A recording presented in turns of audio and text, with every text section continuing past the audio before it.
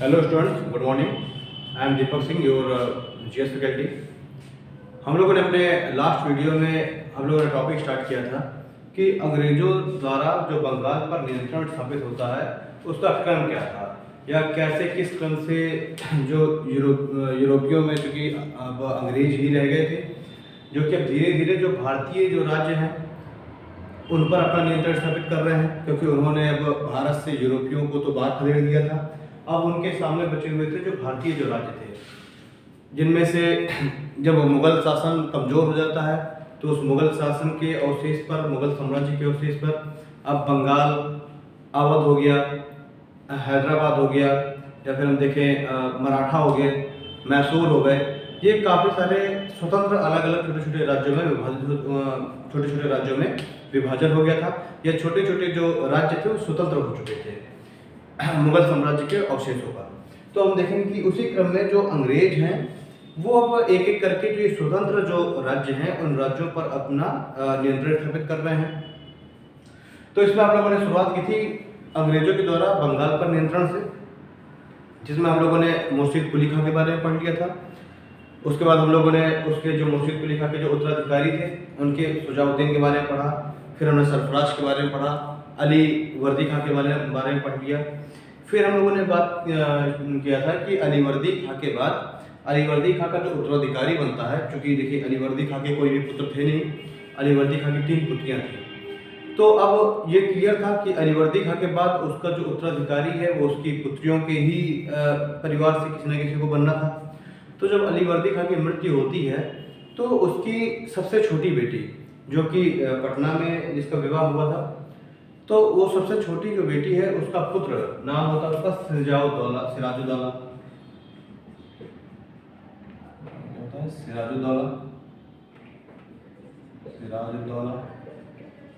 ये सिराजुद्दौला जो है ये अली वर्दी खां का उत्तराधिकारी बनेगा। ठीक, तो आइए हम लोग स्टार्ट करते हैं सिराजुद्दौला के बारे में।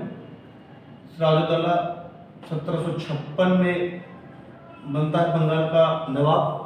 और जब सिराजुद्दौला बंगाल का नवाब बनता है तो इसके परिवार के लोग ही, यानी इसके साम्राज्य के अंदर ही इसके खिलाफ षड्यंत्र होने लग जाते हैं, क्योंकि अली वर्दी खां की जो बड़ी बेटी थी जिसका नाम था घसीटी बेगम, वो अपने पुत्र को शासक बनाना चाह रही थी। उसकी जो दूसरी बेटी थी अली वर्दी खां की, उसका पुत्र शौकत जंग, जो कि पूर्णिया का सूबेदार था, शौकत जंग भी इसके खिलाफ षड्यंत्र कर रहा होता है, क्योंकि वो अपने आप को बंगाल का नवाब बनाना चाहता था। तो हमने देखा कि सिराजुद्दौला के खिलाफ उसके परिवार के लोग ही, उसकी मौसी, उसके जो मौसेरा भाई है शौकत जंग, ये सब इसके खिलाफ षड्यंत्र में लगे हुए हैं। साथ ही साथ हम लोग देखेंगे कुछ ऐसे और भी अन्य लोग थे जो कि सिराजुद्दौला से नाखुश थे, और वो भी सिराजुद्दौला को नवाब की गद्दी से हटाना चाह रहे थे।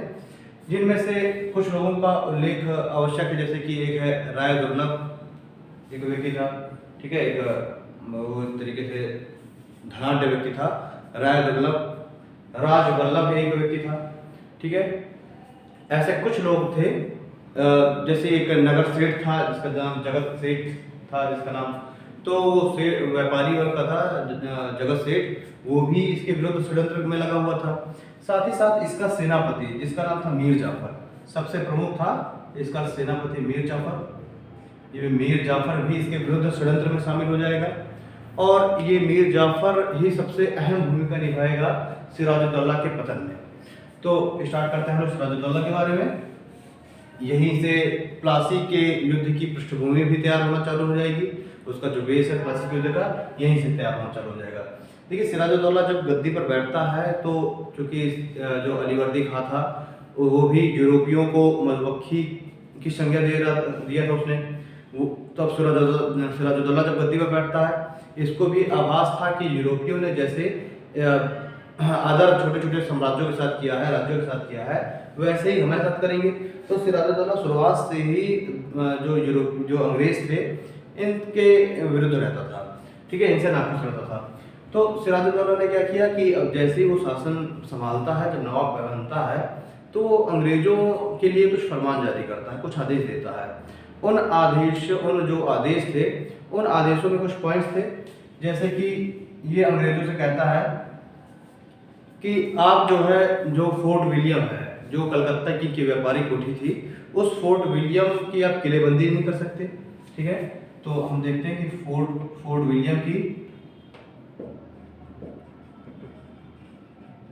विलियम की किलेबंदी करने से रोक देता है। ठीक है, अंग्रेजों को फोर्ट विलियम की किलेबंदी से रोकता है। साथ ही साथ अंग्रेजों को ये कहता है कि आप जो व्यापार कर रहे हैं, इस व्यापार का आप कर आप जमा करिए। कुछ राजस्व की भी मांग करता है अंग्रेजों से। साथ ही साथ जो अंग्रेज हैं, उन अंग्रेजों को भी ऐसा लग रहा था, ऐसा आभास था कि सिराजुद्दौला बंगाल में जो फ्रांस है, जो डच हैं, उनको भी संरक्षण दे रहा है, डचों और फ्रांसीसियों के साथ मिलकर के, और अंग्रेजों के विरुद्ध षड्यंत्र करने की कोशिश कर रहा है। साथ ही साथ अंग्रेजों ने क्या किया था कि सिराजुद्दौला को जो कासिम बाजार जो एरिया है, उसका निरीक्षण करने पर रोक लगा रखी थी।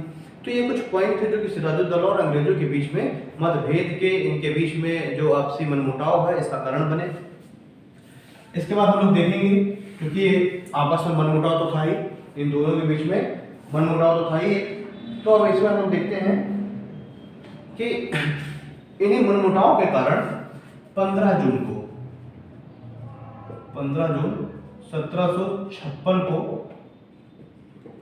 15 जून 1756 ईस्वी को जो सिराजुद्दौला है, ये फोर्ट विलियम में अटैक कर देता है, कलकत्ता में अटैक कर देता है, और वहां से जो अंग्रेज व्यापारी है कलकत्ता से उनको बाहर खदेड़ देता है, मतलब व्यापार से उनको बाहर कर देता है सिराजुद्दौला का 15 जून 1756 को। अच्छा, बाहर करने के बाद अब जो है 20 जून को एक घटना घटती है। उस दिन भी मैंने शायद जिक्र किया था इस घटना की।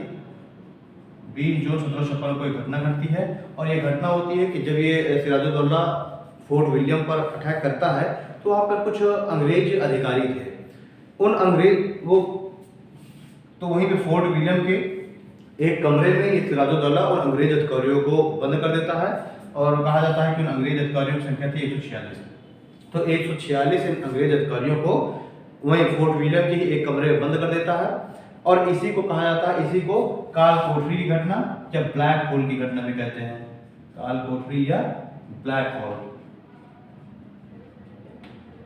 इसी घटना को क्या कहता है, काल कोठरी या ब्लैक होल की घटना। अब 20 जून को 146 अंग्रेज अधिकारियों को कमरे बंद किया जाता है। 23 जून को जब ये कमरा खोला जाता है, तो मात्र 23 ही जीवित बचे हुए थे, मात्र 23 व्यक्ति ही जीवित बचे थे। इन्हीं 23 में से एक व्यक्ति है जिसका नाम है हॉलवेल।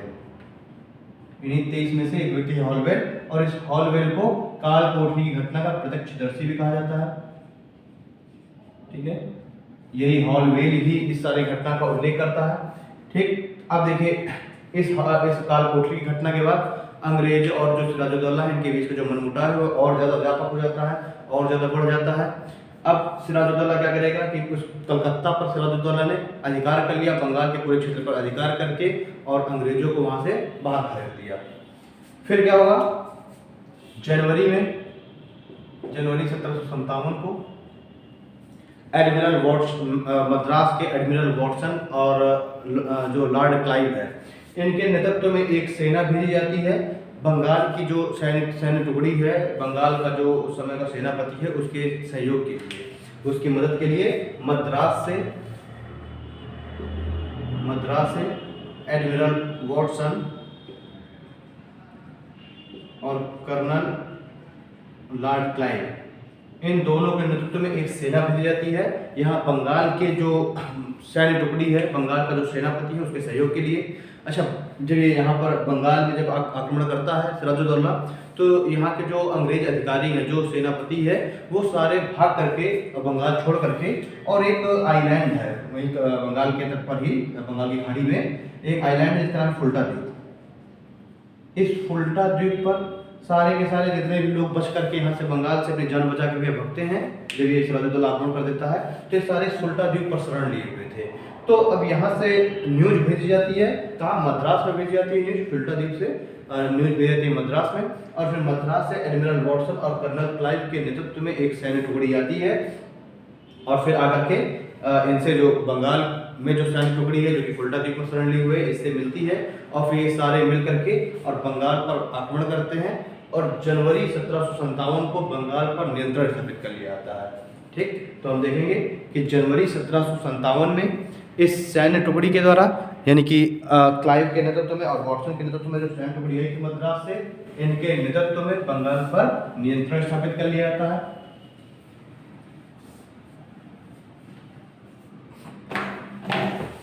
अब देखिए जनवरी 1757 में, तो जनवरी 1757 में अंग्रेजों द्वारा बंगाल पर नियंत्रण हो गया।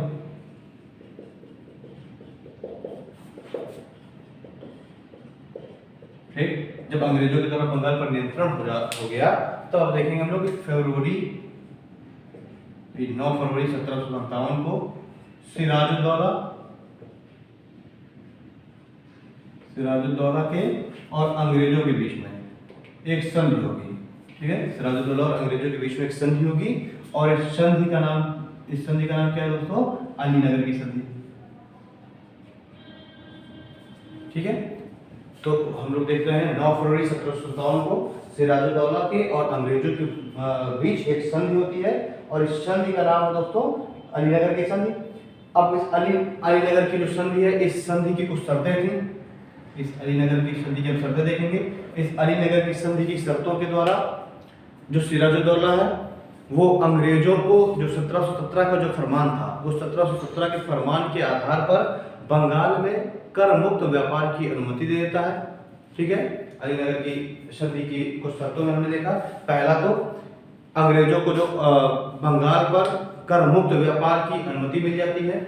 दूसरा, सिराजुद्दौला इस बात के लिए सहमत होता है कि वो अपने बंगाल वाले क्षेत्र में फ्रांसीसियों को जो फ्रांसीसी हैं उनको व्यापार करने का जो अधिकार पत्र है, जो परमिट है, वो प्रदान नहीं करेगा। और जब भी कभी बंगाल के क्षेत्र में फ्रांसीसियों और अंग्रेजों के बीच में कोई भी मुठभेड़ होगी, कोई भी झड़प होगी, तो उसमें सिराजुद्दौला अंग्रेजों की मदद करेगा।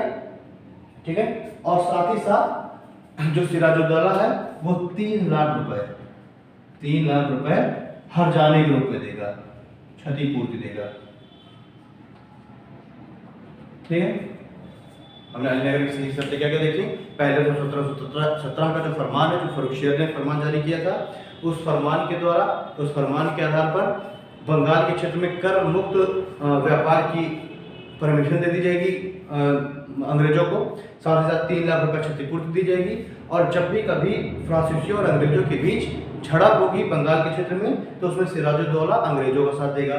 सिराजुद्दौला के द्वारा सैन्य सहायता करनी पड़ेगी अंग्रेजों की। ठीक है, चलिए, ये तो हो गई अलीनगर की संधि। अब अलीनगर की संधि के बाद ही हम देखेंगे मार्च 1757 में अंग्रेजों के द्वारा चंद्रनगर पर अधिकार कर लिया गया। चंद्रनगर जो कि फ्रांसीसी बस्ती थी, वहीं बंगाल के क्षेत्र में आती थी चंद्रनगर, ये फ्रांसीसियों के नियंत्रण में होता था। इस पर अंग्रेज क्या करेंगे? अधिकार कर लेंगे। अब जब चंद्रनगर पर अंग्रेज अधिकार कर लेंगे, फ्रांसीसियों के नियंत्रण में है, लेकिन वो चंद्रनगर कहाँ का क्षेत्र था? चंद्रनगर बंगाल के अधिकार का क्षेत्र था।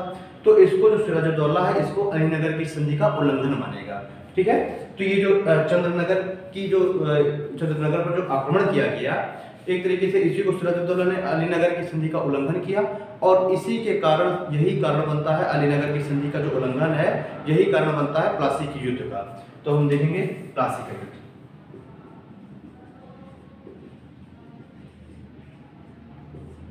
कब हुआ था? 23 जून 1757 को।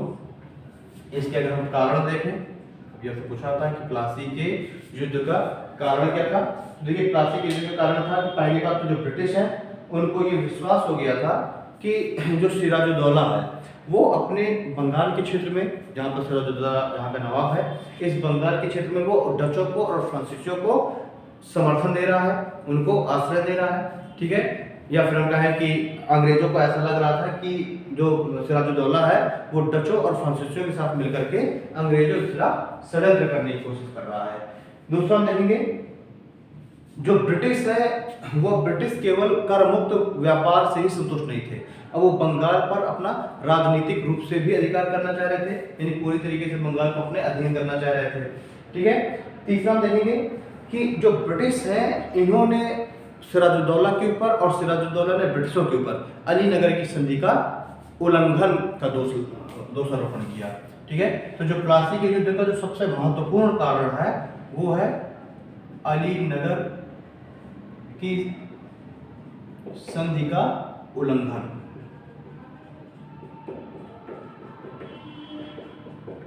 दोनों ने एक दूसरे के ऊपर आरोप लगाया। सिराजुद्दौला ने कहा कि आपने, जबकि अलीनगर की संधि हो चुकी थी, उसके बावजूद आपने चंद्रनगर पर आक्रमण करके चंद्रनगर को अपने अधीन ले लिया है, ये इनके ऊपर दोष लगा। और अंग्रेजों ने सिराजुद्दौला के ऊपर दोषारोपण किया कि चूंकि हमारे बीच में अलीनगर की संधि में ये बात थी कि आप फ्रांसीसियों और डचों को आप किसी भी प्रकार का समर्थन नहीं देंगे, किसी भी प्रकार का आश्रय नहीं देंगे, लेकिन फिर भी आपने हमारे विरुद्ध डचों और फ्रांसीसियों को अपने क्षेत्र में आपने आश्रय दे रखा है, अपने क्षेत्र में उनको व्यापार करने की अनुमति दे रखी है। तो दोनों ने ही अलीनगर की संधि की उल्लंघन का आरोप लगाया और यही कारण बनता है प्लासी युद्ध का। अब हम देखेंगे प्लासी युद्ध के बारे में कुछ चीजें। देखिए, सबसे पहले तो हम देखेंगे प्लासी का जो युद्ध है वो महत्वपूर्ण क्यों है, इतिहास में प्लासी युद्ध का इतना ज्यादा महत्व क्यों दिया गया है। देखिए, जो ये प्लासी का युद्ध था, इसने एक तरीके से निर्णायक युद्ध तो नहीं था, निर्णायक युद्ध तो आगे जाके बक्सर का युद्ध रहा, लेकिन प्लासी युद्ध ने भारत में अंग्रेजों को अपना पैर फैलाने का अवसर जरूर दे दिया था। ठीक है, यानी प्लासी का युद्ध एक ऐसा युद्ध था जिसके द्वारा अंग्रेज जो है बंगाल के क्षेत्र में घुस आए थे और उन्होंने एक जो है वो अपनी जो दूरगामी जो सोच है, जो अपनी दूरदर्शिता है, उस वो यहाँ पर प्रदर्शित करने लगे थे कि भारत के संपूर्ण क्षेत्र पर अपना अधिकार करने का। ठीक, हम कारण देखेंगे, कारण हम देख लिया। अब हम देखेंगे कि जो इसका जो परिणाम है ये क्या हुआ, कारण हम देखेंगे। देखिए, अंग्रेजों को ये आभास हो चुका था, अंग्रेजों को ये भरोसा हो चुका था कि सिराजुद्दौला के जो करीबी हैं, जो उसका अमीर वर्ग है, जो उसके अधिकारी हैं, वो सारे के सारे सिराजुद्दौला के विरुद्ध षड्यंत्र में लगे हुए हैं। उसकी मौसी घसीटी बेगम, शौकत जंग, पूर्णिया का सूबेदार, ये सारे के सारे सिराजुद्दौला के खिलाफ षड्यंत्र में लगे हुए हैं। तो अब जो है इसी समय 1757 के इसी पीरियड पे क्लाइव को कर्नल बना करके भेजा जाता है। क्लाइव, देखिए हमने देखा था कि जब इसने सिराजुद्दौला ने बंगाल पर अपना अधिकार कर लिया था, तब भी मद्रास से क्लाइव को भेजा गया था। तो अब क्लाइव क्या करेगा, कूटनीति चलेगा और क्लाइव जो सबसे पहले मीर जाफर से संपर्क करेगा। मीर जाफर कौन था, मीर जाफर सेनापति था और क्लाइव सबसे पहले मीर जाफर के साथ मिलकर षड्यंत्र करेगा और मीर जाफर को बंगाल का नवाब बनाने का उसको प्रलोभन देगा और कहेगा कि आप जो है सिराजुद्दौला को उसके पद से हटाने में हमारी मदद करिए और हम सिराजुद्दौला की जगह पर आपको नवाब बना देंगे बंगाल का। तो एक तो जो है देखेंगे आप लोग, मीर जाफर जो कि सेनापति, ये इसको जो है रॉबर्ट क्लाइव ने अपने साथ मिला लिया। दूसरी बात, जो उसके रिश्तेदार थे, करीबी थे, घसीटी बेगम, शौकत जंग वगैरह, ये ऑलरेडी इसके खिलाफ षड्यंत्र में लगे हुए थे। फिर कुछ और लोगों का हमने बात किया था कि राय दुर्लभ हो गया, राजवल्लभ हो गया, जगत सेठ हो गया, ठीक है, दूलीचंद हो गए, ये सारे के सारे ये भी सिराजुद्दौला के अगेंस्ट कार्य कर रहे थे, सिराजुद्दौला के विरुद्ध षड्यंत्र में लगे हुए थे। तो अब जो है हम देखेंगे कि 12 जून 1757 को रॉबर्ट क्लाइव सेना का नेतृत्व करते हुए और प्लासी की तरफ कूच करेगा या बंगाल की तरफ कूच करेगा और 22 जून 1757 को ये प्लासी के नजदीक रॉबर्ट क्लाइव अपनी सेना के साथ पहुंच जाएगा। जब सिराजुद्दौला देखेगा कि रॉबर्ट क्लाइव सेना को लेकर के और राजधानी की ओर बढ़ा रहा है, तो सिराजुद्दौला भी अपनी सेना को प्लासी के तरफ भेजेगा। ठीक है, राजधानी के नजदीक का क्षेत्र था प्लासी, राजधानी थी मुर्शिदाबाद, तो मुर्शिदाबाद के पास प्लासी के मैदान पर, प्लासी नामक एक जगह पर सिराजुद्दौला भी अपनी सेना को भेजेगा। कहा जाता है कि इस प्लासी के युद्ध के समय जो सिराजुद्दौला की सेना है, इसकी संख्या थी लगभग 50,000 और जो ये अंग्रेज है, अंग्रेजों की संख्या थी महज 3200। ठीक है, लेकिन देखिए 50,000 आंकड़ा तो बहुत बड़ा दिख रहा है 3200 कंपेरिजन में, लेकिन इसका जो सेनापति है मीर जाफर, जैसे युद्ध की घोषणा होती है तो मीर जाफर अपनी जो सैन्य टुकड़ी है उसको युद्ध में जाने नहीं देता। ठीक है, साथ ही साथ कुछ और जो सैन्य टुकड़ियां थी, जो कि एक सैन्य टुकड़ी शौकत जंग के अधीन में थी, वो भी नहीं युद्ध में जाता। ठीक, इसी तरीके से बहुत सारी सेना तो युद्ध में भाग ही नहीं लेती। अब जब सिराजुद्दौला को इस बात का आभास हो जाता है कि उसके खिलाफ षड्यंत्र किया जा रहा है और उसको इस युद्ध के मैदान में उसकी हत्या करने का षड्यंत्र हो रहा है, हत्या करने का प्रयास किया जाएगा, तो सिराजुद्दौला है वो इस युद्ध के मैदान से युद्ध छोड़ करके और भाग जाएगा। और जब युद्ध छोड़कर भाग जाएगा तो सबसे वो पहले पहुंचेगा मुर्शिदाबाद। मुर्शिदाबाद में भी देखता है कि अंग्रेजों की सेना जो षड्यंत्रकारी है उसका पीछा कर रहे हैं, तो फिर यहाँ से मुर्शिदाबाद से वो अपनी पत्नी को लेकर के और पटना चला जाएगा, क्योंकि ये पटना का ही था, जो इसका पैतृक जो स्थान था वो पटना ही था। ठीक है, पटना चला जाएगा। पटना में ही कुछ समय के पश्चात मीर जाफर का पुत्र था जिसका नाम था मीरन। मीर जाफर का पुत्र मीरन, ये पटना में ही सिराजुद्दौला की हत्या कर देगा। इस तरह से हम देखेंगे कि प्लासी का जो युद्ध है, प्लासी का युद्ध राजनीतिक कुशलता के द्वारा लड़ा हुआ युद्ध ना होकर के और एक षड्यंत्र के द्वारा लड़ा हुआ युद्ध है, ठीक है ना, षड्यंत्र और कूटनीति के द्वारा लड़ा हुआ युद्ध है, ठीक है ना। इसमें किसी भी सेना ने अपनी कौशलता का परिचय नहीं दिया, किसी ना अंग्रेजों ने ना ही सिराजुद्दौला की सेना ने अपनी राजनीतिक सूझबूझ, अपनी सैन्य कुशलता का किसी ने परिचय न दे करके सिर्फ इस षड्यंत्र के द्वारा एक लड़ा गया और कूटनीति के द्वारा एक लड़ा गया युद्ध है। महज 1.5 से 2 घंटे युद्ध चला था। इसी बीच में सिराजुद्दौला युद्ध का मैदान छोड़ कर भाग गया था और अंत में सिराजुद्दौला की हत्या कर दी जाती है, ठीक है। देखिए, सिराजुद्दौला को ही बंगाल का अंतिम स्वतंत्र नवाब कहा जाता है। जो सिराजुद्दौला है, इस सिराजुद्दौला को बंगाल का अंतिम स्वतंत्र नवाब,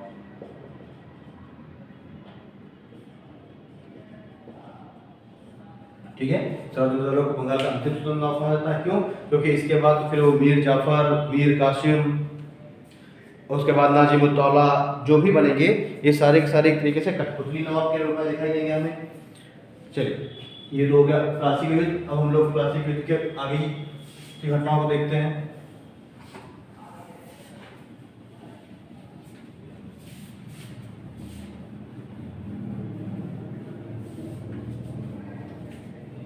प्लासी के युद्ध के पश्चात जैसे कि अंग्रेजों ने मीर जाफर से वादा किया था कि सिराजुद्दौला के पश्चात उसको नवाब बना दिया जाएगा, तो 1757 में मीर जाफर को नवाब बनाया जाता है और मीर जाफर 1757 से लेकर के और 1760 ईस्वी तक मीर जाफर नवाब की गद्दी पर बैठता है।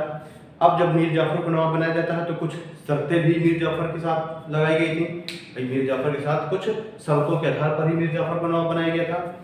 उन शर्तों में कुछ चीजें शामिल थी, जैसे कि मीर जाफर ने अंग्रेजों को बंगाल, बिहार और उड़ीसा इन क्षेत्रों की दीवानी दी थी, ठीक है। अंग्रेजों को बंगाल, बिहार और उड़ीसा की दीवानी दे दी मीर जाफर ने। साथ ही साथ 24 परगना नामक एक क्षेत्र था बंगाल का, इस 24 परगना नामक क्षेत्र की जमींदारी दे दी गई। इस 24 परगना नामक क्षेत्र की मतलब ये क्या है, ये अंग्रेजों को प्राप्त है, अंग्रेजों को प्राप्त सुविधाएं, ठीक है ना। कुछ इस शर्तें थी जिनके आधार पर मीर जाफर को बंगाल का नवाब बनाया था अंग्रेजों ने, ठीक है। साथ ही साथ हम देखेंगे कि मीर जाफर ने ब्रिटिश सेना के लिए 50,000 पाउंड, 50,000 पाउंड का क्या किया, धनराशि दी, ठीक। साथ ही साथ रॉबर्ट क्लाइव और उसके जो अन्य जो अधिकारी थे उनको भी मीर जाफर के द्वारा बहुत बढ़िया बहुत अच्छे गिफ्ट दिए गए। चूंकि रॉबर्ट क्लाइव ने मीर जाफर को नवाब बनाया हुआ था, इसलिए उसको अच्छे उपहार वगैरह देना तो मीर जाफर का कर्तव्य था ही, मीर जाफर को देने का। तो मीर जाफर ने जो है क्लाइव और उसके सहयोगी हैं उनको जो है काफी अच्छा जो है काफी तगड़ा जो उपहार वगैरह दिए, धन वगैरह दिए, ठीक। और साथ ही साथ जो ब्रिटिश है उनको बंगाल में निःशुल्क व्यापार करने की भी अनुमति मिल गई।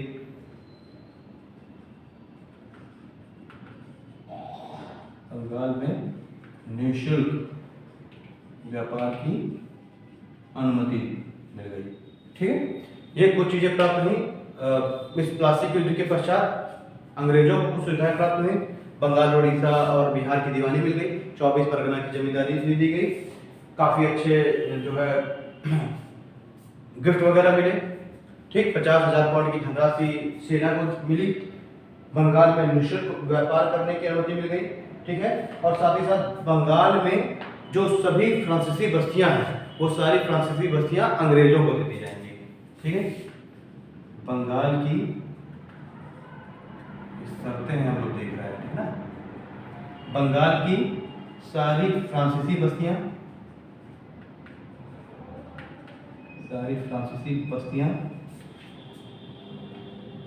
अंग्रेजों को प्राप्त हो जाएंगी। जैसे कि फ्रांसीसी बस्ती चंद्रनगर महत्वपूर्ण थी, ये भी फ्रांसीसी बस्ती थी चंद्रनगर, ये भी अंग्रेजों को प्राप्त हो गई। ठीक है, प्लासी युद्ध के बाद अब जब मीर जाफर को नवाब बना दिया जाता है तो इतना सब कुछ शर्तें लगाने के बाद भी अभी भी अंग्रेज संतुष्ट नहीं थे, और ये रॉबर्ट क्लाइव और जितने भी अन्य जो अधिकारी थे, सेनापति थे, वो लगातार मीर जाफर से धन की मांग कर ही रहे थे। उनको ऐसा लग रहा था कि बंगाल एक इतना समृद्धशाली क्षेत्र है जिससे हम मीर जाफर से जितना मांगेंगे उतना ही मीर जाफर हमको धन वगैरह देता रहेगा। तो ये लगातार इनकी मांगे खत्म हो नहीं रही थी। ये लगातार जो है एक बार मांग करते थे, वो उस मांग को पूरा कर देता था, उसके तुरंत बाद अगली मांग चालू कर देते थे अंग्रेज। तो इस तरीके से अंग्रेजों की जो मांग है वो लगातार बढ़ रही थी। अब जब अंग्रेजों की मांग लगातार बढ़ रही थी, बंगाल का राजस्व उतना अधिक था नहीं। बंगाल इस समय पहले बहुत अधिक समृद्धशाली था, लेकिन अब इतनी सारे युद्धों के बाद उत्तराधिकार के इतने युद्ध हुए, इनके द्वारा भी लूटा गया यूरोपियों के द्वारा, तो अब बंगाल की जो आर्थिक स्थिति थी उतनी समृद्धशाली थी नहीं। तो मीर जाफर एक सीमा के बाद इनको मना कर देगा। मीर जाफर कह देगा कि भाई हमारा जो राजकोष है वो बिल्कुल रिक्त हो चुका है। अब जब जो है मीर जाफर इनको मना कर देगा अतिरिक्त धन देने से, तो अब अंग्रेज इस मीर जाफर को हटाने की योजना बनाने लग जाएंगे। और हम देखेंगे 1760 के बाद जो नवाब का जो स्थानांतरण है, नवाब के स्थानांतरण की जो योजनाएं बननी चालू हो जाएंगी। ठीक है, इसी के फलस्वरूप एक अस्थायी गवर्नर था। इस समय बंगाल का एक अस्थायी गवर्नर था। इस अस्थायी गवर्नर का नाम था हॉलवेल। ठीक है, वही हॉलवेल जो वहां से बच गया था कालकोटरी घटना से। हॉलवेल को बंगाल का अस्थायी गवर्नर बनाया गया था प्रशासन को देखने के लिए। तो ये जो हॉलवेल है ये मीर जाफर पर आरोप लगाता है कि मीर जाफर जो है जितनी हमें आवश्यकता है धन की, उतनी आवश्यकता की पूर्ति भी नहीं कर रहा मीर जाफर, और साथ ही साथ मीर जाफर डचों के साथ भी मिलकर के और अंग्रेजों के विरुद्ध षड्यंत्र में लिप्त है। ठीक है, इसलिए मीर जाफर के बाद मीर जाफर के दामाद मीर कासिम को इसकी जगह पर बैठाने का प्लान बनाया जाएगा। तो चलिए आगे हम देखते हैं। हमने देखा था कि मीर जाफर को किस तरीके से इसके पद पर हटाया गया और आरोप लगाए गए कि मीर जाफर डचों के साथ मिलकर के अंग्रेजों के विरुद्ध षड्यंत्र कर रहा है, और साथ ही साथ जितने हमें संधि हुई थी कि मीर जाफर हमको जो धन वगैरह है वो देगा, तो उतने धन की पूर्ति नहीं कर पा रहा मीर जाफर। और इन आधारों पर षड्यंत्र करके और मीर जाफर के दामाद मीर कासिम को बंगाल का नवाब बनाने का सुझाव दिया जाएगा। और इसके फलस्वरूप बंगाल का स्थायी गवर्नर जिसका नाम था वेंसिटॉर्ट क्या करेगा 1760 ईस्वी में मीर कासिम से संधि कर लेगा, और उस संधि के फलस्वरूप मीर कासिम को बंगाल का गवर्नर बना दिया जाएगा। ठीक है, तो देखिए स्थायी जो गवर्नर है इसका नाम है वेंसिटॉर्ट। ये वेंसिटॉर्ट क्या करेगा 1760 ईस्वी में, भाई अस्थायी गवर्नर हॉलवेल है, हॉलवेल सुझाव देता है कि मीर जाफर को हटा करके और मीर कासिम को बंगाल का नवाब बना दिया जाए। और 1760 ईस्वी में जो गवर्नर है वेंसिटॉर्ट, ये क्या करेगा, ये मीर कासिम जो कि कौन है, मीर कासिम है मीर जाफर का दामाद। ठीक, मीर कासिम कौन है, मीर जाफर का दामाद है, और मीर जाफर के स्थान पर ये मीर कासिम को बंगाल का नवाब बना देगा। ठीक है, एक कारण और भी था, यहाँ पर भी उत्तराधिकार का एक संघर्ष चालू हो गया था, क्योंकि 1760 ईस्वी में ही मीर जाफर का पुत्र है मीरान, जिसने सिराजुद्दौला की हत्या की थी, वो मीरान की भी मृत्यु हो जाती है। और मीरान की जैसी मृत्यु होगी तो फिर से एक जो बंगाल का जो नवाब का जो पद है उसके लिए फिर से एक अव्यवस्था फैल जाएगी, एक उसके उत्तराधिकार के लिए कि कौन इसके बाद इसका उत्तराधिकारी बनेगा। तो उसमें मीर कासिम अपने आप को प्रबल उम्मीदवार मान रहा होता है उस बंगाल की गद्दी का। और मीर कासिम क्या करेगा, अंग्रेजों के साथ एक समझौता करेगा, और इन अंग्रेजों के वेंसिटॉर्ट कर मीर कासिम के बीच एक संधि होगी, और इस संधि के फलस्वरूप मीर जाफर को उसके पद से हटा करके और मीर कासिम को बंगाल का नवाब बना दिया जाएगा। ठीक है, इस संधि की जो शर्तें हैं अंग्रेजों की और इसकी भी संधि। इस संधि के हम लोग शर्तें देखेंगे। संधि की शर्तें क्या क्या थी मीर कासिम के ऊपर? एक क्षेत्र है बर्धमान, एक क्षेत्र है मिदनापुर और एक क्षेत्र है चटगांव। इन 3 क्षेत्रों की जमींदारी अंग्रेजों को प्राप्त हो जाएगी। ठीक है, इस संधि की शर्तों के अनुसार बर्धमान, मिदनापुर और चटगांव की जमींदारी प्राप्त हो जाएगी। ठीक है, अंग्रेज आपसे अच्छा क्वेश्चन एक बन जाता है कि 24 परगना क्षेत्र की जमींदारी किस नवाब के द्वारा अंग्रेजों को दी गई? तो मीर जाफर के द्वारा दी गई थी। बर्धमान, मिदनापुर और चटगांव इन क्षेत्रों की जमींदारी किस नवाब के द्वारा अंग्रेजों को दी गई? तो मीर कासिम के द्वारा दी गई। ठीक है, साथ ही साथ एक क्षेत्र था सिलहट, जो कि चूने के व्यापार के लिए बहुत प्रसिद्ध था। एक क्षेत्र था सिलहट, सिलहट के चूने के व्यापार पर आधा जो है, आधा अधिकार किसको दे दिया गया? अंग्रेजों को दे दिया गया। सिलहट अपने चूने के व्यापार के लिए बड़ा प्रसिद्ध था, तो उसका जो आधा जो है हिस्सा है वो अंग्रेजों को दे दिया गया।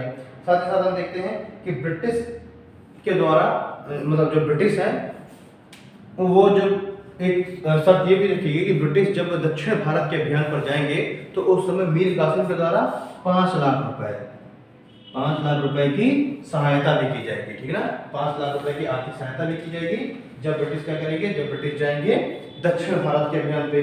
ठीक है, फिर हम देखेंगे कि एक शर्त मीर कासिम के द्वारा भी रखी गई। मीर कासिम ने कहा कि अंग्रेज जो है नवाब के आंतरिक मामलों में हस्तक्षेप नहीं करेंगे। ठीक है ना, एक शर्त ये भी थी कि अंग्रेज नवाब के आंतरिक मामलों में, यानी कि राज्य के, ठीक है ना, जो अंग्रेज और राज्य के आंतरिक मामलों में हस्तक्षेप नहीं करेंगे।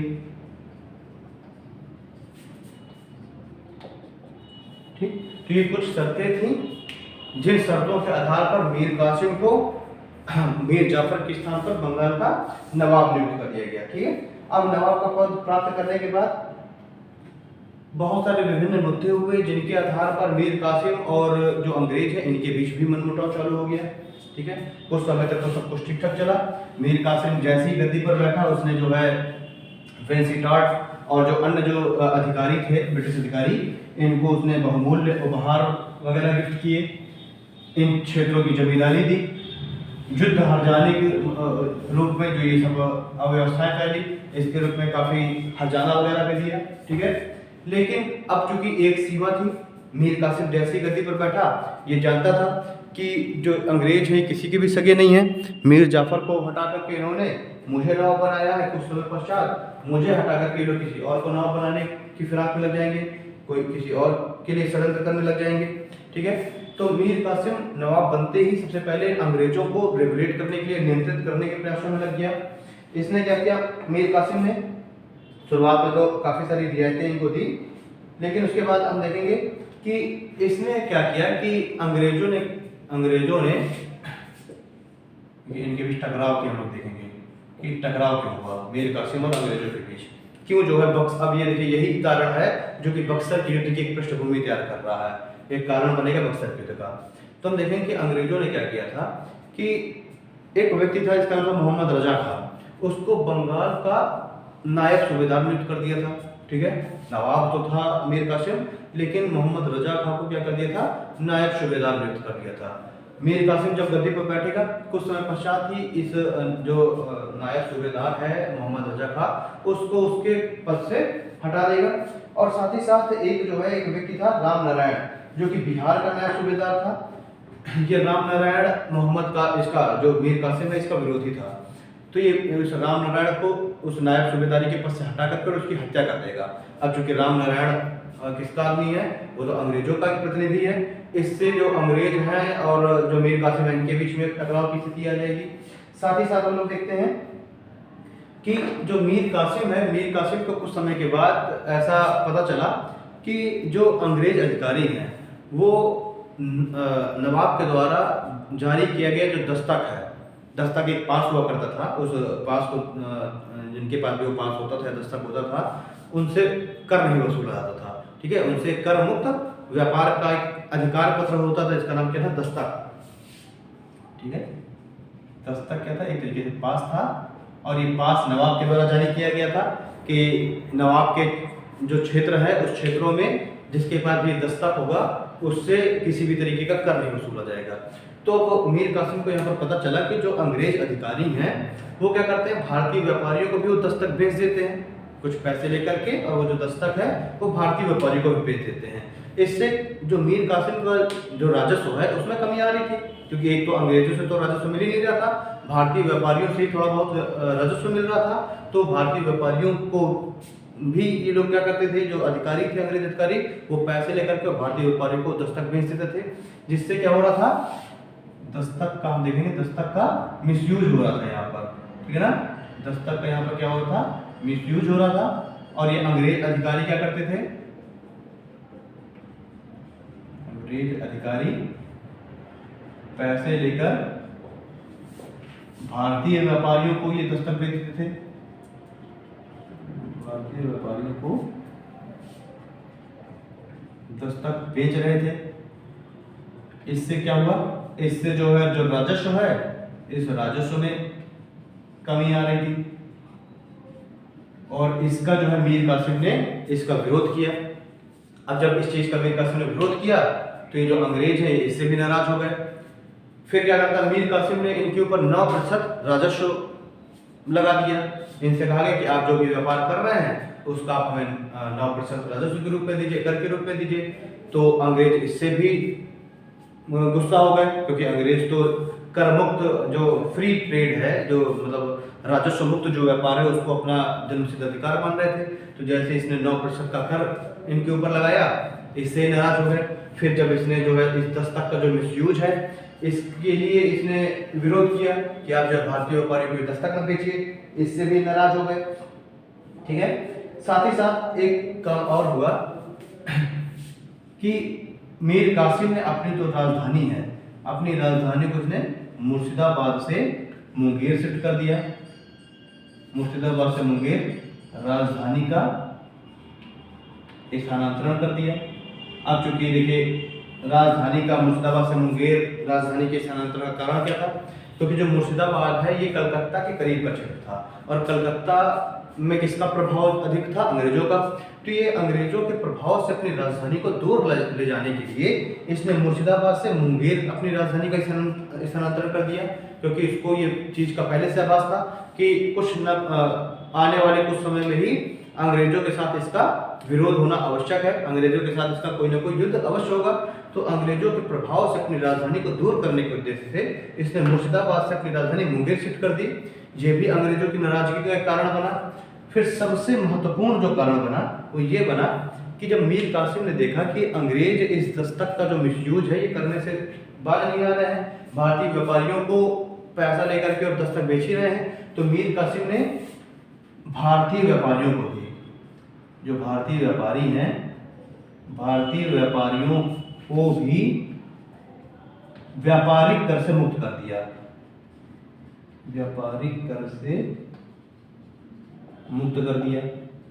यानी कि अब मीर कासिम ने क्या कहा कि अब सिर्फ जो अंग्रेज व्यापारी हैं, जो अंग्रेज अधिकारी हैं, सिर्फ वही कर मुक्त व्यापार नहीं करेंगे। अब क्या है, जो भारतीय व्यापारी हैं वो भी अब कर मुक्त व्यापार कर सकते हैं। अब कर किसी को नहीं देना, व्यापार पे कर किसी को नहीं देना। अब इससे समस्या क्या क्या आ गई कि देखिए पहले क्या था, भारतीय व्यापारियों पर व्यापार पर कर लग रहा था, और जब टैक्स लग जाएगा तो अपने आप वस्तु की कीमतें बढ़ेंगी, और जो अंग्रेज अधिकारी हैं, जो अंग्रेज व्यापारी हैं, उन पर कोई भी व्यापारी कर लग नहीं रहा था, इसलिए उनको जो है वो माल कम पड़ रहा था, उनको जो है कर देना नहीं पड़ रहा था। इस वजह से क्या है, कीमतें सस्ती थी।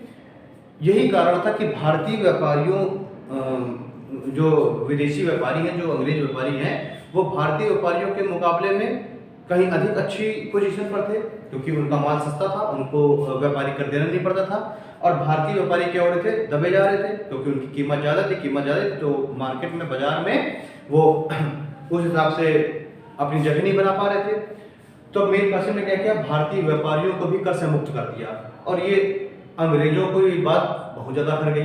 अंग्रेजों को ये बात बिल्कुल भी अच्छी नहीं लगी कि जो सुविधाएं हमको प्राप्त है वही सुविधाएं भारतीय व्यापारी को प्राप्त हो। और यही मुख्य सबसे महत्वपूर्ण जो कारण बना, यही मुख्य कारण रहा बक्सर युद्ध का।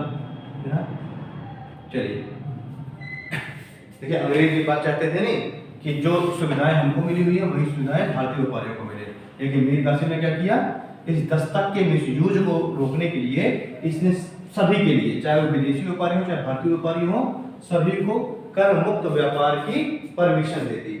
ठीक, चलिए अब ये उपरोक्त जो सारे कारण मैंने बताए, इन सभी कारणों के आधार पर अंग्रेजों ने अब मीर कासिम को भी इसके पद से हटाने की योजना बनानी चालू कर दी। अब ये समझ गए कि मीर कासिम और साथ ही साथ मीर कासिम जो है जितना अधिक लोग धन की मांग कर रहे थे उतनी धन की पूर्ति भी नहीं मीर कासिम कर पा रहा था। ठीक है, तो देखेंगे हम लोग उपरोक्त कारणों के कारण ही जो ब्रिटिश है वो ब्रिटिशों ने क्या किया, मीर कासिम को उसके पद से हटाने की योजना बना दी।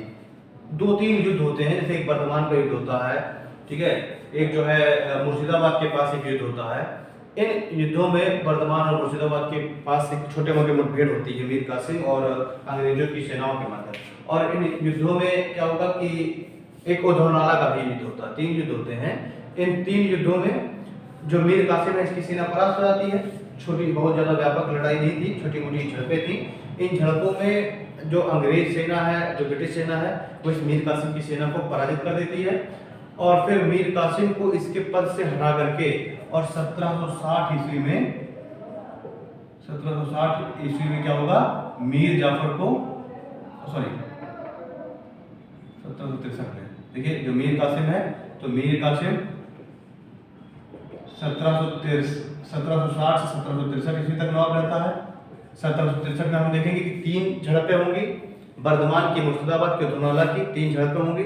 इन 3 झड़पों में मीर कासिम परास्त हो जाएगा और अब मीर कासिम की जगह पर 1763 ईस्वी में मीर जाफर को पुनः नवाब बना दिया जाएगा, पुनः नवाब घोषित कर दिया जाएगा।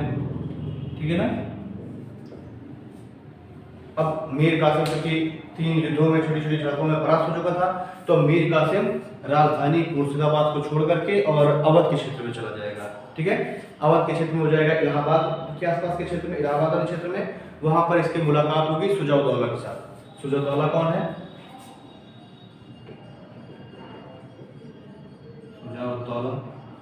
सुजाउद्दौला कौन है? अवध का नवाब। ठीक है, और यहीं पर सुजाउद्दौला के यहाँ ही संरक्षण लिए हुए है इस समय का जो तत्कालीन, इस समय का जो मुगल बादशाह है जिसका नाम है शाह आलम द्वितीय, शाह आलम सेकंड। ये जो है सुजाउद्दौला के यहाँ संरक्षण लिए हुए था। तो अब मीर कासिम अपनी राजधानी छोड़ करके, क्योंकि 3 युद्धों में परास्त हो चुका है, ये अपनी राजधानी को छोड़ करके और ये सहायता लेने के लिए आएगा सुजाउद्दौला के पास, और किस जगह पर आएगा? अवध के क्षेत्र में। ठीक है,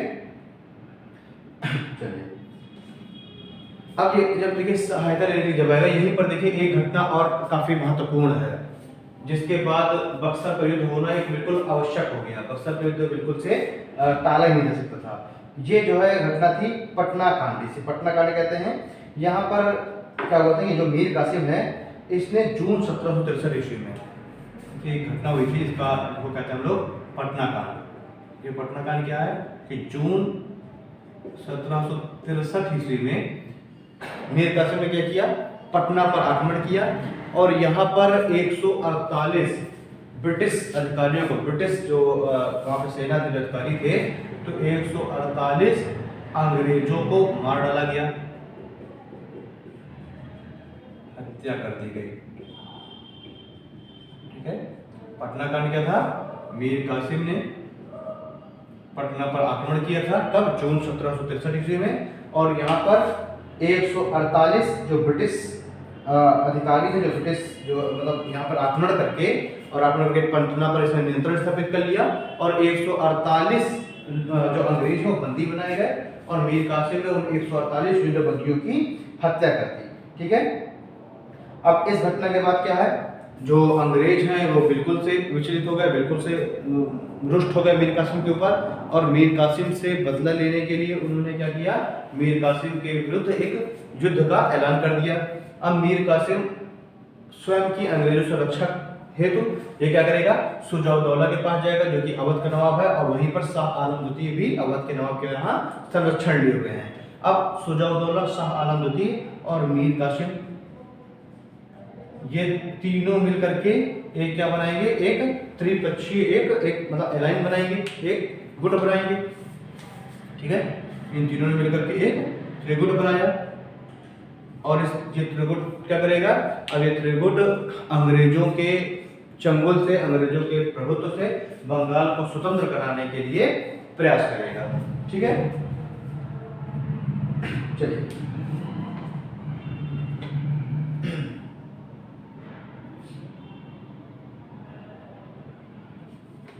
ठीक।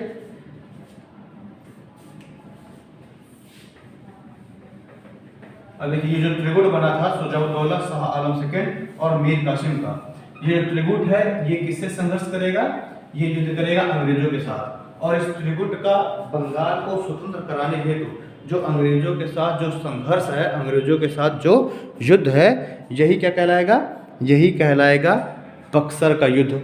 यही जो है किस रूप का होगा, जो इसको बक्सर के युद्ध के रूप में देखते हैं। ठीक, देखिए जिस समय मीर कासिम सुजाउद्दौला और आलम शाह के साथ संधि करने में लगा हुआ है, उस समय 1763 में बंगाल का नवाब कौन बनाया गया है, मीर जाफर बनाया गया है। और ये 1763 से लेकर के और 1765 ईस्वी तक मीर जाफर दोबारा से बंगाल का नवाब रहता है। तो कभी अगर आपसे पूछ लिया जाए कि मीर जाफर बंगाल का नवाब कितनी बार बनाया गया, तो 2 बार। पहले तो 1757 से प्लासी युद्ध के बाद से लेकर के 1760 तक, और इसका दूसरा जो कार्यकाल है नवाब के रूप में वो है 1763 से लेकर के और 1765 ईस्वी तक। 1765 में मीर जाफर की मृत्यु हो जाती है, फरवरी 1765 में मीर जाफर की मृत्यु हो जाती है। और यही 1765 में यही वो समय था जब रॉबर्ट क्लाइव को भारत में गवर्नर बना के दोबारा से भेजा जाता है। पहले एक बार जब हम देखते हैं प्लासी का जब युद्ध चल रहा है, उस समय भी गवर्नर के रूप में कौन दिखाई दे रहा है हमें, रॉबर्ट क्लाइव दिखाई दे रहा है, 58 तक रहता है। उसके बाद जो रॉबर्ट क्लाइव का दूसरा जो काल रहता है गवर्नर के रूप में, वो 1765 से लेकर के 1772 तक रहता है। जब 1772 में वॉरेन हेस्टिंग्स भारत में आता है, तब इसका पद समाप्त होता है। ठीक है, तो हम देखेंगे 1765 में रॉबर्ट क्लाइव वापस से भारत आएगा, और फिर उसके बाद यही फरवरी 1765 में मीर जाफर की मृत्यु हो गई। और फिर रॉबर्ट क्लाइव क्या करेगा, मीर जाफर के पुत्र नजीमुद्दौला को बंगाल का नवाब बनाता है। ये हम घटना देखेंगे। पहले से पहले हम लोग देख लेते हैं बक्सर का युद्ध देखते हैं।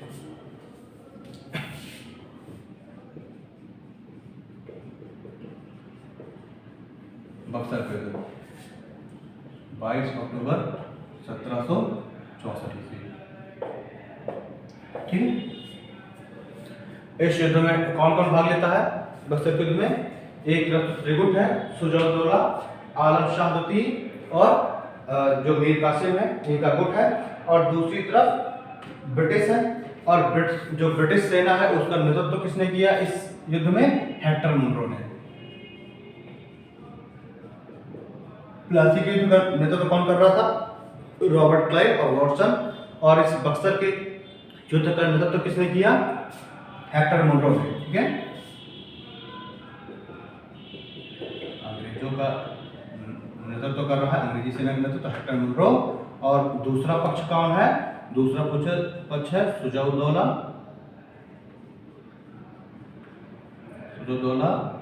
प्लस शाह आलम, ये कौन है? मुगल बादशाह है, और प्लस मीर कासिम।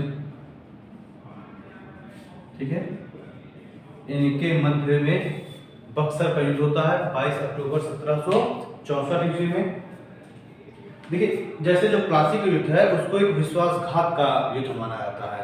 ठीक है, उसमें किसी भी सेना के द्वारा अपने सैन्य कुशलता का परिचय नहीं दिया गया था, मात्र एक विश्वासघात के द्वारा, मात्र एक कूटनीति के द्वारा ही लड़ा गया युद्ध कहा जाता है। लेकिन उसके बिल्कुल से उसके अपोजिट जो बक्सर का युद्ध है, इसको सैन्य कुशलता, सूझबूझ, राजनीति पूर्वक, ठीक है, कूटनीति पूर्वक लड़ा गया, एक सैन्य कुशलता के द्वारा लड़ा गया युद्ध कहा जाता है बक्सर के युद्ध को। ठीक है, अभी अगर आपसे पूछ लिया जाए कि भारत में प्लासी के युद्ध का ज्यादा प्रभाव रहा या बक्सर के युद्ध का ज्यादा प्रभाव रहा, तो उस कंडीशन में हम कहेंगे कि जो भारत में जो बक्सर का युद्ध है इसका ज्यादा प्रभाव रहा, क्योंकि बक्सर का युद्ध ही एक निर्णायक युद्ध था जिसने इस बात की पुष्टि कर दी थी कि अब भारत में जो मुगल हैं उनकी सत्ता की एक तरीके से बिल्कुल समाप्ति हो चुकी है, और जो बंगाल है, बंगाल के क्षेत्र में अब अंग्रेज पूर्ण रूप से नियंत्रण कर चुके हैं। ठीक है, बंगाल के क्षेत्र में अंग्रेजों ने पूर्ण रूप से नियंत्रण कर लिया, यानी कि उन्होंने बिल्कुल से अपने पैरों को जमा लिया। ठीक, तो जो बक्सर का युद्ध है, बक्सर का युद्ध एक निर्णायक युद्ध साबित हुआ। बक्सर के एक निर्णायक युद्ध के रूप में हम लोग देखते हैं, क्योंकि इसी बक्सर के युद्ध के बाद ही अंग्रेजों ने अपने आप को स्थायी रूप से बंगाल में कायम कर लिया। ठीक है, जो कि प्लासी के युद्ध के द्वारा उन्होंने क्या किया था, सिर्फ एक तरीके से प्रवेश कर पाए थे, लेकिन बक्सर के युद्ध के द्वारा उन्होंने अपने आप को स्थायी कर लिया। ठीक, हमने देखा हेक्टर मंटो और शुजाउद्दौला शाह आलम और मीर कासिम के बीच ये बक्सर का युद्ध होता है। ठीक है, इस युद्ध में हमने देखा, इस युद्ध को हम क्या कहते हैं, इस युद्ध को हम लोग सैन्य कुशलता के द्वारा लड़ा गया युद्ध कहते हैं। सैन्य कुशलता के द्वारा लड़ा गया युद्ध था, जबकि प्लासी का युद्ध क्या था, प्लासी के युद्ध में सैन्य कुशलता की कोई बात नहीं कि वो सिर्फ एक विश्वासघात के द्वारा लड़ा गया युद्ध था। ठीक है, इस युद्ध में जो इनकी जो सामूहिक जो सेना है, ये सामूहिक सेना परास्त हो जाएगी और हेक्टर मंटो के नेतृत्व की जो अंग्रेजी सेना है ये विजयी हो जाएगी। और इस युद्ध के बाद परास्त होने के पश्चात जो मीर कासिम है भागकर दिल्ली चला जाएगा, और मीर कासिम के दिल्ली चले जाने के पश्चात जो अंग्रेजी जो ब्रिटिश जो गवर्नमेंट है वो अब शाह आलम के साथ और शुजाउद्दौला के साथ दो संधियां करेगी, और इन दोनों संधियों को हम लोग कहेंगे इलाहाबाद की संधि। ठीक है, तो बक्सर के युद्ध का परिणाम क्या रहा, बक्सर के युद्ध का परिणाम ये रहा कि अब ये जो तीनों की जो सामूहिक सेना है ये सम्मिलित रूप से पराजित हो गई, और बंगाल में अभी इस बात का बिल्कुल से ये बात पुख्ता हो गई कि अब जो अंग्रेज हैं वो बंगाल पर स्थायी रूप से नियंत्रण कर सकेंगे, और जो मुगल हैं अब वे वापस से कभी भी शासन सत्ता में वापस नहीं आ पाएंगे। ठीक है, तो एक निर्णायक युद्ध के रूप में रहा बक्सर का युद्ध। पटना में घाघरा नदी के तट पर हुआ था ये। चलिए अब हम देखेंगे बक्सर युद्ध के पश्चात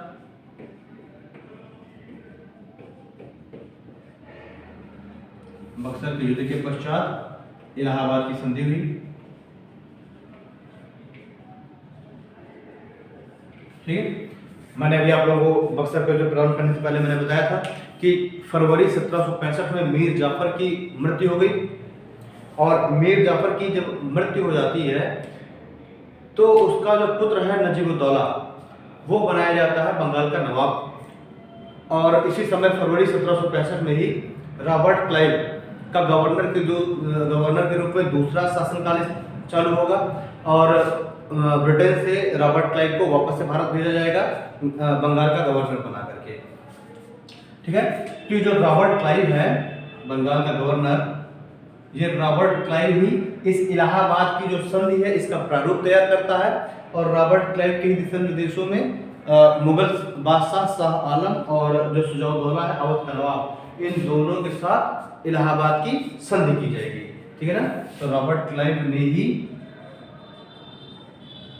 संधि का प्रारूप तैयार किया,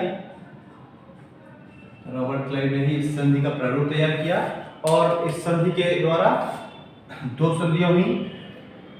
पहली संधि, दोनों को हम लोग इलाहाबाद की संधि बोलते हैं। पहली संधि दोस्तों हुई 12 अगस्त 1765 को, और ये किसके साथ हुई, जो हुई शाह आलम द्वितीय के साथ, यानी मुगल बादशाह के साथ पहली संधि हुई, और दूसरी संधि हुई 4 दिन बाद ही 16 अगस्त 1765 को, और ये किसके साथ हुई, ये अवध के नवाब के साथ हुई, अवध के नवाब शुजाउद्दौला के साथ हुई। ठीक है, अब इन दोनों संधियों में हम लोग देखेंगे कि इन संधियों की शर्तें क्या क्या थी, इन संधियों से अंग्रेजों को क्या फायदा हुआ। जो पहली जो संधि है, इस पहली संधि की हम लोग शर्तें देख लेंगे। इस पहली संधि की जो शर्तें हैं उसके द्वारा अब जो बंगाल, बिहार और उड़ीसा का जो दीवानी का अधिकार है वो जो है दीवानी का अधिकार प्राप्त हो गया अंग्रेजों को। ठीक है, इसके द्वारा हम देखेंगे मुगल बादशाह द्वारा बंगाल, बिहार व उड़ीसा की दीवानी, जो दीवानी अधिकार है वो अंग्रेजों को दे दिया गया। ठीक है, बंगाल, बिहार और उड़ीसा की जो दीवानी का जो अधिकार है वो इलाहाबाद की पहली संधि के द्वारा अंग्रेजों को प्राप्त हो गए। साथ ही साथ ये जो मुगल बादशाह ने जो दीवानी जो दी अंग्रेजों को, तो इस दीवानी के बदले में अंग्रेजों ने क्या किया, मुगल बादशाह को 26 लाख वार्षिक पेंशन प्रदान की। ठीक है ना, यानी कि ये दीवानी के अधिकार, चूंकि हम जानते हैं कि शासन के दो आधार होते हैं, एक तो शासन में एक तो दीवानी अधिकार होता है, यानी कि दीवानी कार्य होता है, दो कार्य होते हैं शासन में, एक तो दीवानी और दूसरा प्रशासनिक। तो अब चूंकि बंगाल, बिहार और उड़ीसा इनकी दीवानी जो कि एक शासन की एक शासन की राज्य की हम देखेंगे एक रीढ़ होती है। ठीक है ना, तो ये जो राजस्व को कलेक्शन करने का जो अधिकार है, दीवानी का जो अधिकार है, ये तो मिल गया है अंग्रेजों को। ये कि उसमें जो भी टैक्स है, जो भी चुंगी कर है, व्यापार कर है, ये सारी जो भी लगान है, भूमि के द्वारा जो लगान मिल रहा है, ये सारा प्राप्त करने का अधिकार किसको हो गया, अंग्रेजों को हो गया। और जो नवाब है बंगाल का या जो मुगल साम्राज्य है, उसके पास अब क्या अधिकार रह गया, सिर्फ प्रशासन का, यानी कि जो भी खर्चे हैं वो मुगल साम्राज्य या फिर नवाब के हो गए, और जो भी आय के जो भी क्षेत्र है उसका सारा अधिकार किसका हो गया, अंग्रेजों को हो गया। तो अब चूंकि जो प्रशासन का कार्य करने के लिए अब कुछ पैसे की भी आवश्यकता है, इस वजह से अंग्रेजों ने क्या किया कि जो मुगल बादशाह है उसको पहले तो कहा गया कि आप 26 लाख रुपए वार्षिक पेंशन लेंगे, और अब आप जो है सिर्फ प्रशासन का कार्य करेंगे, दीवानी का आप कार्य नहीं करेंगे। साथ ही साथ 53 लाख रुपया दिया गया प्रशासनिक कार्यों को करने के लिए। ठीक है, साथ साथ देखेंगे 53 लाख रुपए वार्षिक प्रशासनिक कार्य करने हेतु आवंटित किए गए।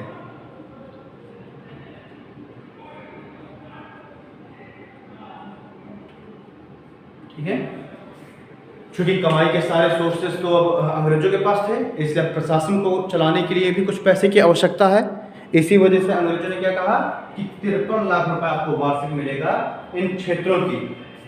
कौन कौन से क्षेत्र, बंगाल, बिहार, उड़ीसा, इन क्षेत्रों के प्रशासनिक कार्य करने हेतु आपको 53 लाख रुपए वार्षिक दिए जाएंगे। 26 लाख रुपए वार्षिक पेंशन दी गई मुगल सम्राट को, मुगल जो बादशाह है शाह आलम द्वितीय को।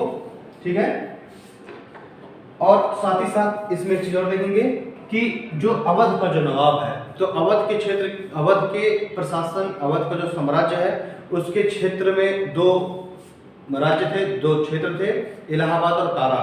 तो इलाहाबाद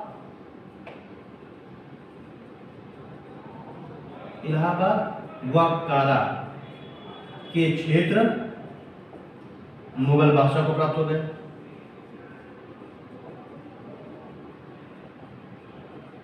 ठीक है, इलाहाबाद और कारा के जो क्षेत्र है किसको प्राप्त हो गए, मुगल बादशाह को प्राप्त हो गए।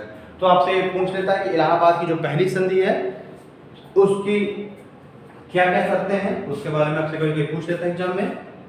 तो हम देखेंगे, एक तो पहले मुगल बादशाह द्वारा बंगाल, बिहार, उड़ीसा की जो दीवानी वो अंग्रेजों को प्राप्त हो गई। 26 लाख रुपए वार्षिक पेंशन मुगल बादशाह को प्राप्त हुआ। 53 लाख रुपए वार्षिक अनुदान मिलेगा प्रशासनिक कार्य करने हेतु। और इलाहाबाद तथा कारा का जो क्षेत्र है वो मुगल बादशाह को प्राप्त हो जाएंगे, जो कि इलाहाबाद और कारा किसके क्षेत्र थे, अवध के नवाब के क्षेत्र थे। ठीक है ना, अब हम देखेंगे कि जो इलाहाबाद की जो दूसरी संधि है जो कि 16 अगस्त 1765 को ही, इसकी क्या कह सकते हैं, तो इस संधि की जो शर्तें हैं इसके अनुसार जो अवध का जो नवाब है सुजाउद्दौला, वो इलाहाबाद और कारा के जो क्षेत्र है ये अंग्रेजों को दे देगा। इलाहाबाद व कारा के क्षेत्र मुगल बादशाह को देगा। ठीक है, दूसरी, युद्ध के हार जाने के रूप में 50 लाख हर्जाना भी देगा। किसको? अंग्रेजों को। क्योंकि अंग्रेजों ने कहा कि भाई आपसे तो कोई भी, आप तो बीच में फालतू में कूद पड़े, आपसे तो हमारा कोई झगड़ा ही नहीं था, मीर कासिम से झगड़ा था और आपने फालतू में ये बीच में कूदे, इस वजह से जो भी हमारा युद्ध में जो भी नुकसान हुआ है, क्षतिपूर्ति हुई है, उस क्षतिपूर्ति के रूप में आप 50 लाख रुपया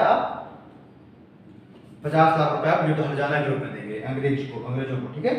और साथ ही साथ एक यहाँ पर एक शर्त और रखी गई इलाहाबाद की दूसरी संधि में, कहा गया कि अवध का जो नवाब है वो अब अंग्रेजों की एक सैन्य टुकड़ी को अवध में रखेगा। ठीक है। इसमें इस संधि में एक शर्त ये भी रखी गई कि जो ब्रिटिश है, जो अंग्रेज हैं, वो अब क्या करेंगे कि भाई क्योंकि संधि हो गई है तो इस संधि की शर्तों के अनुसार अंग्रेज अवध की सुरक्षा करेंगे।